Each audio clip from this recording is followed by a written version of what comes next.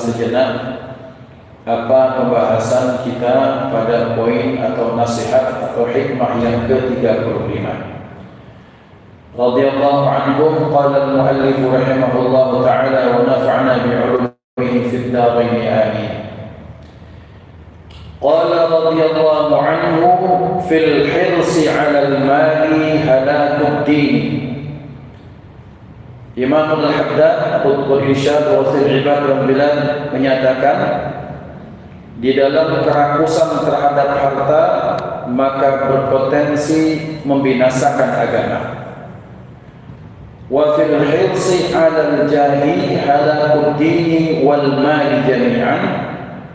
Sementara di dalam ketamakan kerakusan terhadap kekuasaan maka berpotensi membinasakan agama dan harta kedua-duanya.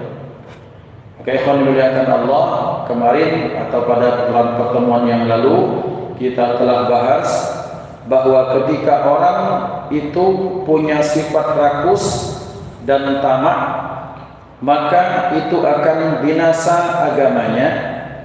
Karena kenapa? Karena Rasulullah SAW menyatakan ada 5 jauhar, 5 jawahir, 5 permata berharga yang ada pada manusia, pada seorang mukmin, yang itu akan dibinasakan, dihilangkan oleh 5 sifat yang buruk.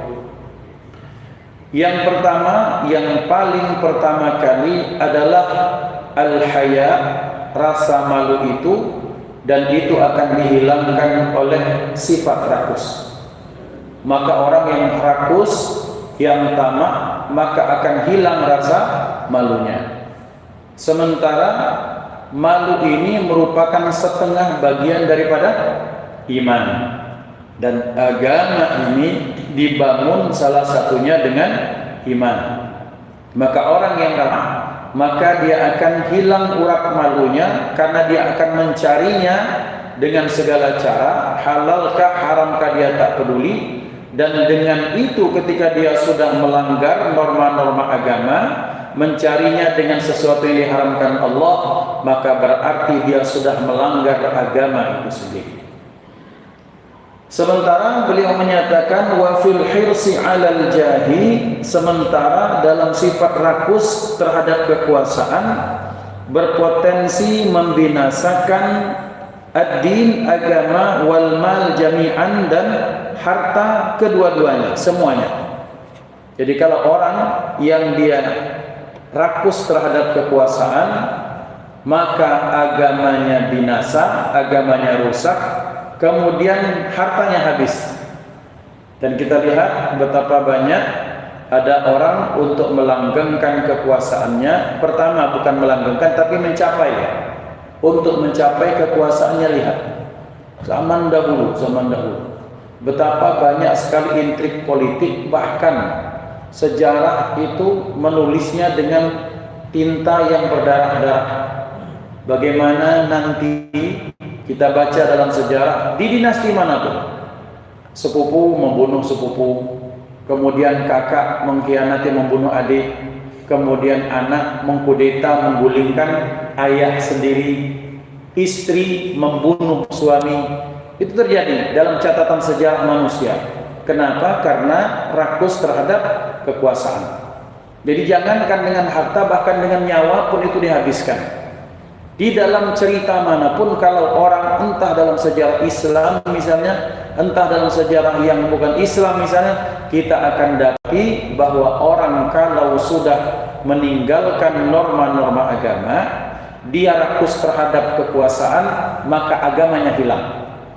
Boleh jadi julukannya khalifah zaman itu, entah khilafah Abbasiyah kah, kemudian Umayyah kah, atau khilafah-khilafah yang lain. Manakala mereka mencari kekuasaan, mereka buta, mereka rakus dengan kekuasaan, maka segala cara akan ditempuh, termasuklah misalnya dengan cara melanggar norma agama ataupun dia menghabiskan harta. Maka orang yang gila kekuasaan, maka dia akan melanggar aturan agama dan dia akan menghabiskan hartanya hanya untuk mendapatkan ataupun mempertahankan kekuasaannya. Hada. Maka kemudian ya ikhwan dimuliakan Allah, pada malam hari ini kita akan melanjutkan pembahasan berikutnya, Al-Hikmatus Sadisatu wa Thalathuna, hikmah yang ke-36. Bismillahirrahmanirrahim. Qala radhiyallahu anhu, berkata Imam Al-Haddad, laisa wadi'ul mali fi ghairi haqqihi bi aqalla ithman min masikihi an haqqihi. Beliau menyatakan, orang yang meletakkan harta bukan pada haknya, bukan pada tempatnya, tidak lebih sedikit dosanya dibandingkan dengan orang yang menahan hartanya tak mengeluarkannya yang mestinya dia keluarkan pada tempatnya. Jadi orang yang mengeluarkan harta bukan pada tempatnya itu tidak lebih sedikit dosanya dibandingkan dengan orang yang menahan harta tak mengeluarkannya yang semestinya dia keluarkan pada tempatnya. Bagaimana penjelasan beliau? Beliau menyatakan laisa wadi'ul mali fi ghairi haqqihi.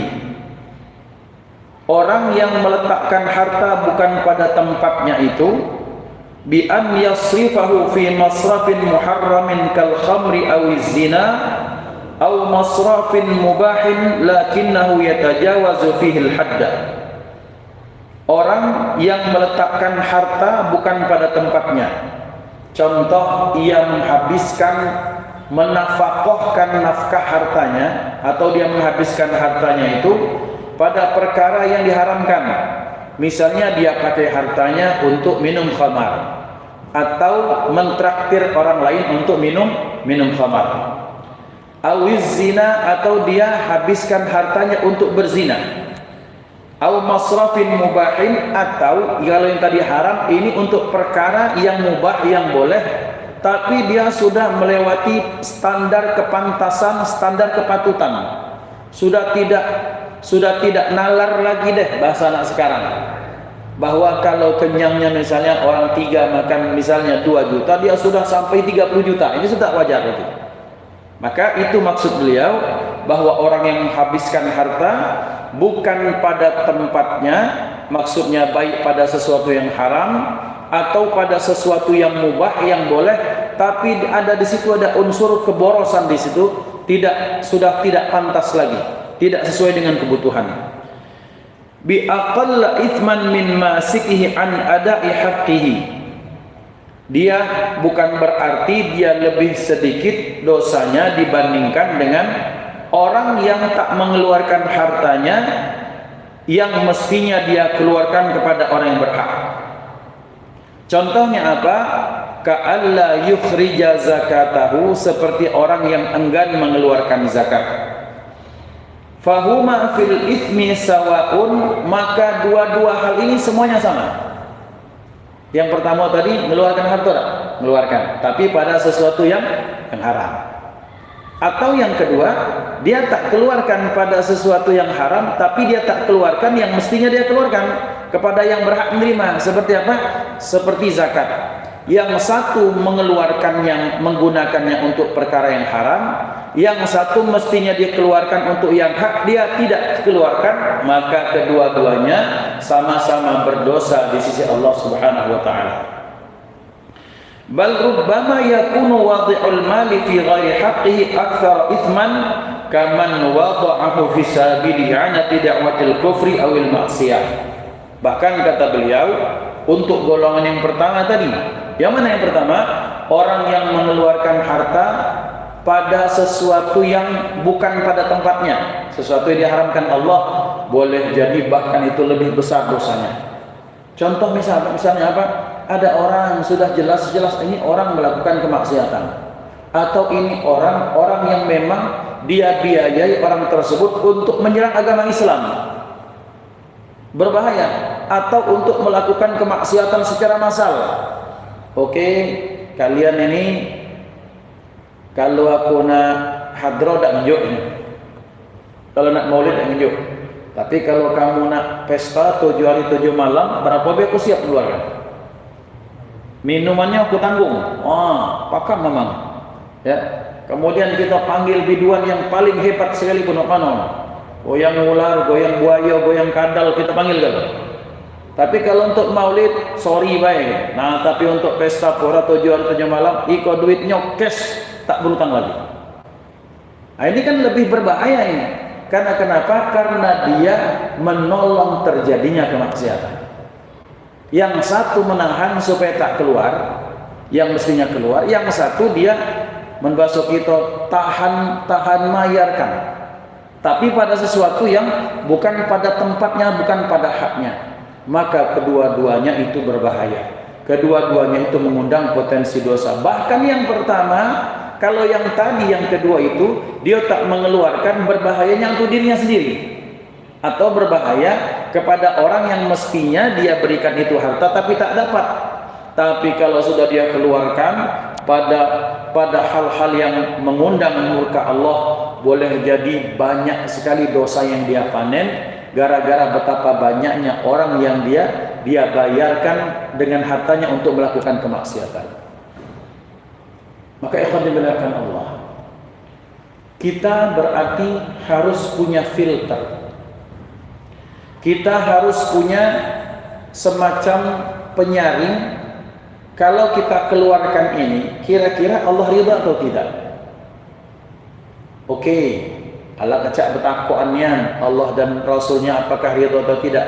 Kita ini kan banyak orang yang kadang-kadang kalau untuk agama katanya betakoan, katanya terlalu agamis, terlalu ketinggalan zaman. Sekarang begini, pakai perasaan kita sebagai manusia. Kita bayangkan misalnya ada duit kita keluarkan untuk maksiat, untuk neraktir orang untuk maksiat. Anggaplah dia bahasakan pesta pora. Di situ ada maksiat, percampuran laki-laki perempuan, kadang-kadang orang jual khamar, minuman keras, tontonan seronok misalnya.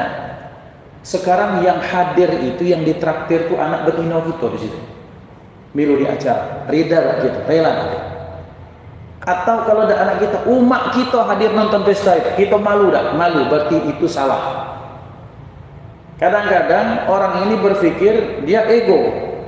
Bagaimana ego? Artinya begini, ketika untuk dia ada apa-apa maksiat, itu bukan anakku juga. Coba bayangkan kalau ternyata anak kita ditraktir orang lain untuk melakukan kemaksiatan. Relakah kita? Tak rela. Berarti orang yang anaknya kita traktir untuk melakukan kemaksiatan, dia punya ayah bunda yang tak rela juga anaknya melakukan kemaksiatan. Nah, ini namanya masyair syar'i. Orang tua harus punya perasaan seperti itu. Bahwa kalau kita tak ingin anak kita masuk neraka, maka kita pun tak boleh merelakan anak orang lain masuk neraka gara-gara kita. Maka ikhwan dimuliakan Allah, maka orang yang meletakkan harta bukan pada tempatnya, pada sesuatu yang diharamkan Allah, maka tak lebih sedikit dosanya dibandingkan dengan orang yang menahan hartanya, tak mengeluarkan zakat, tak mengeluarkan sedekah, tak mengeluarkan apa, sementara kemudian dia mestinya keluarkan hal tersebut. Kedua-duanya sama berdosa. Tapi bahkan untuk poin yang pertama, boleh jadi dosanya bahkan lebih besar dibandingkan dengan yang pertama. Kenapa ya ikhwan? Karena untuk poin harta ini, baik cara mendapatkannya ataupun kita kemanakan, kan kita sudah sering dengar dari guru-guru kita. Lan tazula qadama 'abdin hatta yus'ala an arba'in. Kedua kaki anak Adam, kita ni anak Adam, kedua kaki manusia, setiap manusia kelak di akhirat akan ditegakkan di depan pengadilan Allah. Dan kakinya tak akan bisa bergerak, artinya dia tak akan bisa kemana-mana sampai ada 4 poin besar ditanyakan oleh Allah Subhanahu Wa Taala. Pertama, an umrihi fima afnah. Yang pertama, umurmu secara keseluruhan kau habiskan untuk melakukan apa? Artinya umur kita dari awal kita bisa berpikir secara logis, mumayyiz, atau kemudian resmi dengan disebut sebagai orang yang baligh.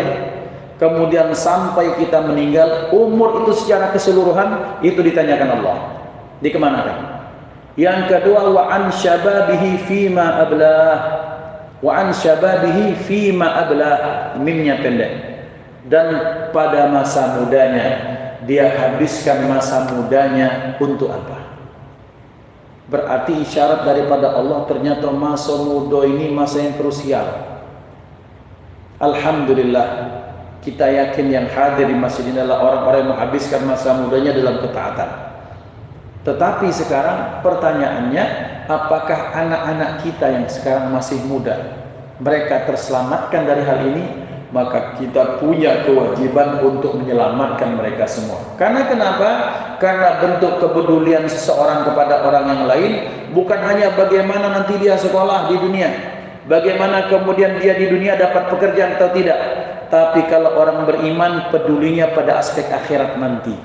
Nanti nak, kelak ketika engkau dihadapkan di pengadilan Allah, kelak kau nak akan ditanya sama Allah, umurmu, usia masa mudamu kau habiskan untuk apa nak? Apakah sekedar nongkrong-nongkrong, apakah sekedar main-main, apakah sekedar hana hini kemudian habis jadi tua, ataukah kau habiskan untuk belajar, talaqi, hal-hal yang positif, karang taruna, misalnya ikatan temannya masjid atau hal yang positif yang lain, itu akan ditanyakan Allah.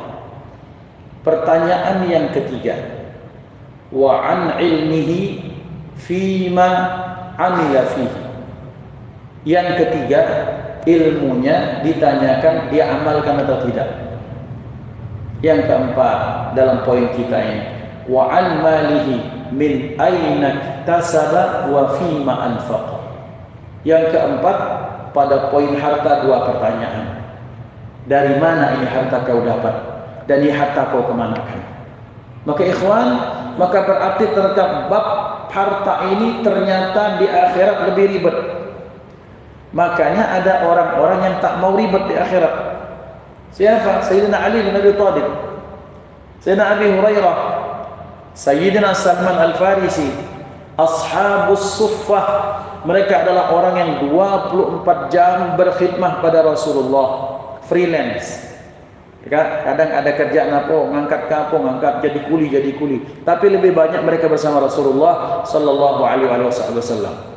Dan ketika ditanya berapa jumlah baju mereka punya, 2-3 helai dan selesai. Itu saja. Maka dalam salah satu riwayat, kalau tak silap, Sayyidina Salman Al-Farisi, pernah beliau itu kemudian dijadikan gubernur oleh Sayyidina Umar bin Khattab. Maka sampai-sampai beliau ini diejek sama anak kecil. Gubernur. Kata anak kecil seperti ini. Beliau itu punya 3 helai, 3 pasang baju. Anggaplah merah, kuning, hijau, gitu ya. Nah, pecah ono politik, yang ono partai. Merah, kuning, hijau. Kata budak-budak, besok nih kalau hari ini merah pasti besok kuning. Kalau sudah hari ini kuning, besok pasti hijau. Itu saja putar-putar. Anak-anak kecil sudah hafal. Nah, ikhwan fillah, Allah ketika ditanyakan apa, kenapa? Karena beliau, daripada aku ribet di akhirat ditanya dari mana kau dapat harta dan kau kemanakan, maka hisabku akan sedikit karena hartaku ini maka sudah aku berikan. Ada yang lain yang untuk mereka sengaja memilih kaya, bajunya banyak, sengaja punya baju banyak, tapi setelah bajunya banyak dia bagikan, 2-3 kali dipakai, mungkin setengah tahun dia pakai, dia berikan. Maka ikhwan dimuliakan Allah, maka yang seperti ini pun apa? Orang-orang yang ternyata berusaha untuk tidak ribet di akhirat. Karena dikatakan dalam riwayat, harta yang halal itu dihisab, yang haram diazab. Harta yang halal kelak di akhirat dihisab oleh Allah, diaudit, diperiksa satu persatu. Dari mana, dikemanakan. Kemudian ya harta yang haram dihisab tidak perlu lagi dihisab, ya diazab kok. Namanya juga dia sesuatu yang diharamkan Allah Subhanahu wa taala. Maka selanjutnya bab harta ini Allah Subhanahu wa taala berfirman, A'udzubillahi minasyaitonir rajim.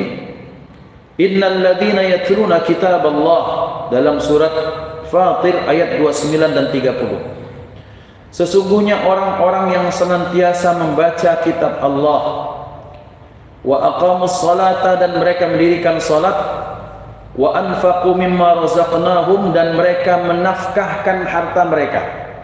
Nafkah baik yang wajib untuk keluarga orang tua atau nafkah yang sunnah, infak yang sunnah, dia sedekahkan itu. Sirran wa alaniyatan, baik sembunyi-sembunyi maupun terang-terangan. Yarjuna tijaratan lan tabur, yang motivasi mereka memberikan harta itu adalah mereka berharap perniagaan yang tak pernah merugi. Liwafiyahum ujurahum wa yazidahum min fadlih, supaya Allah itu menepati janjinya atas mereka dengan harta tersebut, dan Allah tambahkan kelebihan dan kebaikan di akhirat kelak. Ikhwan dimuliakan Allah, tentang harta perniagaan, bisnis yang tak pernah rugi ini, pernah satu saat di Madinah terjadi, ini pada masa Sayyidina Umar bin Khattab bila tak silap. Pernah terjadi kemarau panjang, terjadi paceklik yang kemudian barang-barang jadi mahal. Pasokan barang itu menjadi habis sehingga langka, dan kalau langka berarti dia menjadi mahal. Maka saat itu kemudian banyak spekulan-spekulan dan para orang-orang yang memonopoli. Mereka ihtikar. Jadi dalam bahasa fikih, dalam bahasa Arab namanya ihtikar, memonopoli barang, atau mereka mencari, menghadang di perbatasan Madinah. Mereka hadang kafilah dagang, mereka beli 2-3 kali lipat. Kemudian ketika masuk di Madinah, mereka jual 5 kali lipat. Nah, praktek ini terjadi dari zaman dulu sampai akhir zaman akan terjadi. Maka saat itu ketika kemudian terjadi paceklik itu, Sayyidina Utsman bin Affan punya kafilah barang dagangan itu berbelas-belas onta. Sementara onta itu kan berpikul-pikul dia pacak ngawak. Ya gandum, ya apa, ya kain, ya segala macam. Itu panjang sekali kafilah dagang beliau. Bahasa kita ini sembakonya itu pakai truk berjejer. Sampai 20-30 truk Sayyidina Utsman bin Affan. Barang lagi langka ini. Maka orang-orang yang spekulan, mereka kemudian melakukan apa? Mereka melakukan ihtikar. Pengen monopoli, dihadanglah kafilah dagang berjalan kira-kira sekitar 1 hari 1 malam dari batas Madinah. Dihadang Sayyidina Utsman bin Affan. Ya Utsman, kata mereka, kami bersedia membeli barang kafilah daganganmu semuanya ini 2 kali lipat. Kata beliau, masih sedikit. Sudah, kami tambah 3 kali lipat. Barangmu ini totalnya 1 miliar, kami beli 3 miliar. Masih sedikit, kata beliau. Ada tak lagi yang kuat? Kami kuat 5 kali. Tak, kata beliau. Aku pengen nyual hartaku ini 10 kali lipat. 10 kali lipat. Nak gilo kau. Mana ada pedagang yang berani membeli yang modalnya 1 miliar dibeli 10 miliar, karena pasti ketika akan dijual di Madinah tidak akan ada yang beli. Kata beliau, ada, dan aku berbisnis dengan beliau.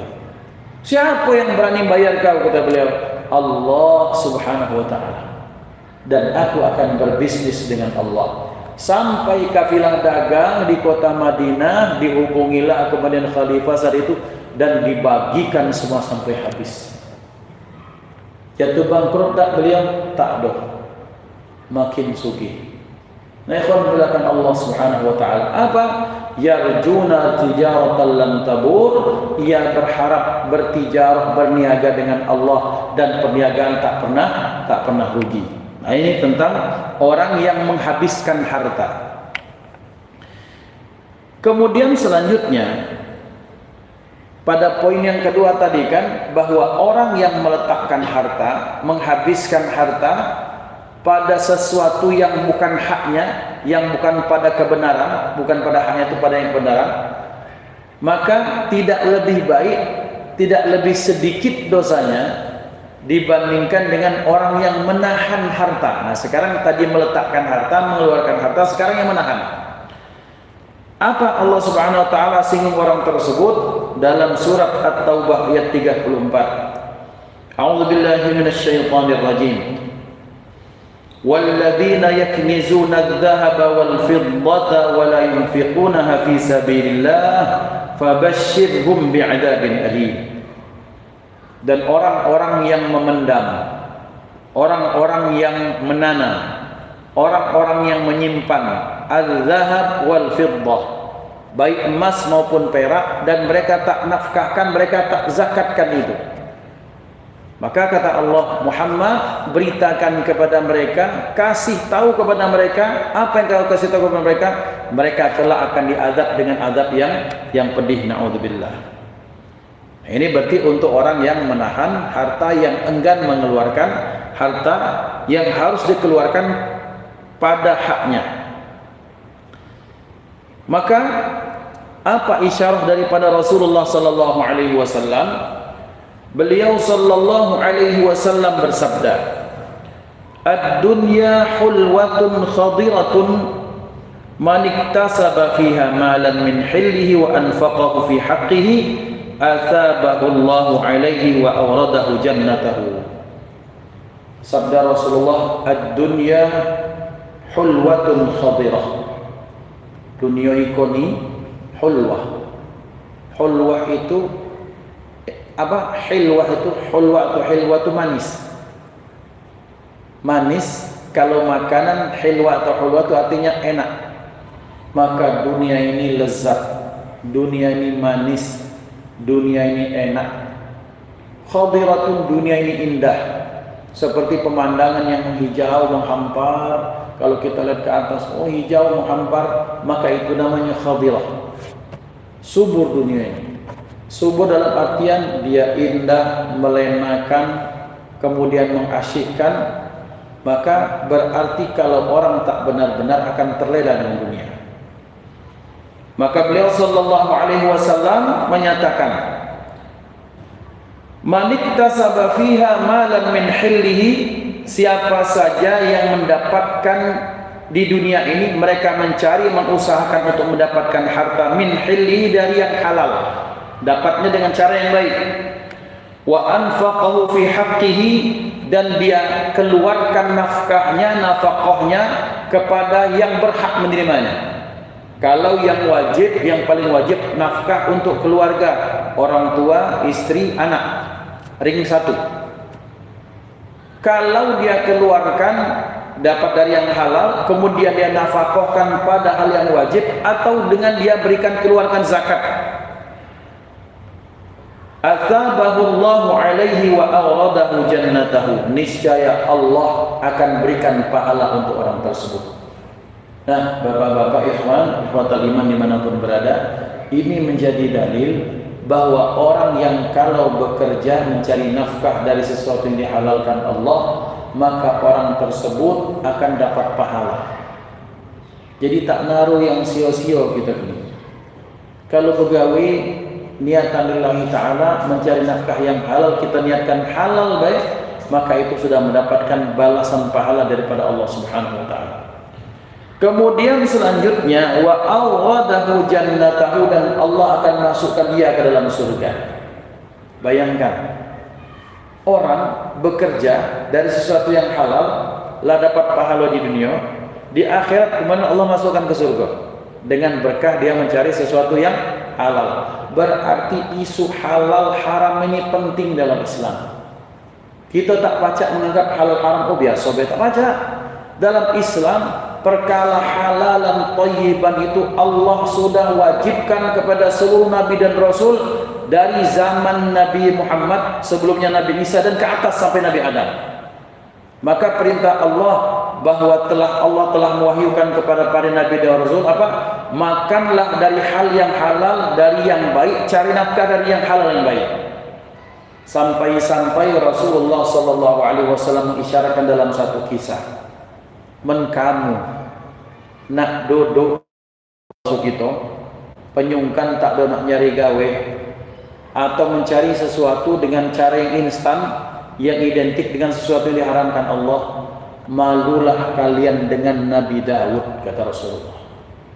Dia raja, kekuasaannya luas, mukjizatnya banyak, kelebihan beliau banyak, bahkan beliau Allah turunkan kitab Zabur untuk Nabi Daud.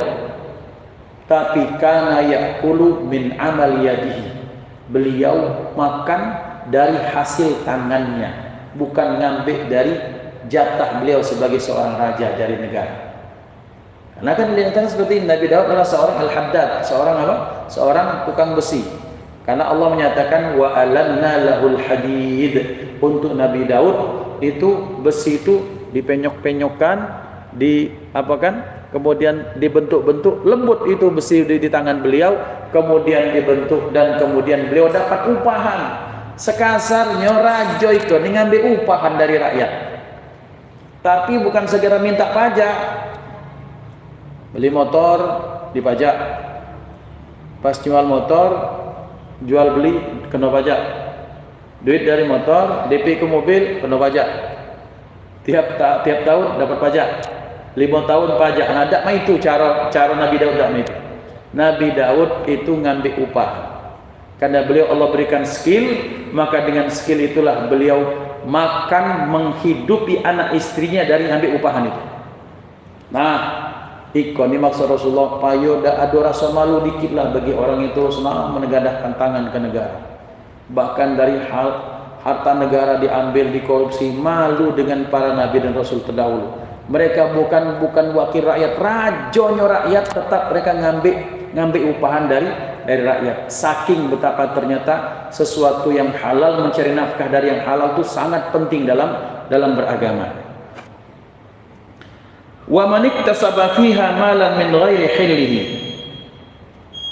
wa anfaqahu fi ghairi haqqihi ahallahu Allahu darul hawani.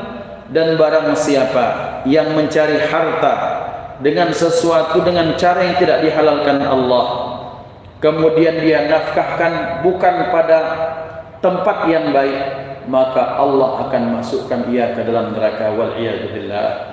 Fa insyaallah kita akan lanjutkan biidznillah setelah ini. Wasikum nafsi bi taqwallah. Kita tutup dengan hamdalah, alhamdulillahirabbil alamin. Wassalamualaikum warahmatullahi wabarakatuh.